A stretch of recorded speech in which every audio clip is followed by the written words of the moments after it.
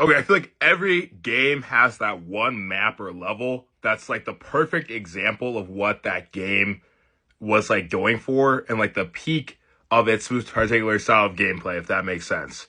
And for Fire Emblem 4 Genealogy of the Holy War, it's definitely Chapter 3, Eldigan the Lionheart. I feel like a lot of other maps in this game are like caught up with like tedious BFs, but this is like a perfect example of making space actually matter. First, they cut out tons of space in the map, so the map is like smaller than it really seems, which is great.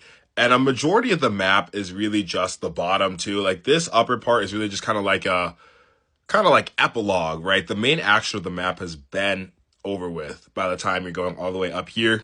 And what's cool about this map is you start here in this bottom castle and you have to defend from like multiple different sides of enemies. And then you have to constantly prioritize between going to take out this castle. Oh, Eldigan's coming from over here. Oh, shoot, there's wyverns coming from up here. Like, there's a back and forth pulling your units across. You got to take the units you sent to the defend from the right, like ship them back over, where it's like, oh, I'm actually thinking on a macro level of like switching units between what would be individual maps in any other Fire Emblem game. And I think that's peak, that's great. And also the story impact, spoiler alert, Eldigan's death, the introduction of Trevant, the Gay Bolg lore, the ending of this chapter is really crazy.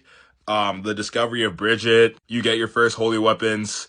And I think this is like the final map where it's like, oh, you actually get everyone in Gen 1 and you have them all together because right after this, Quan takes Athlin and Finn and leaves forever.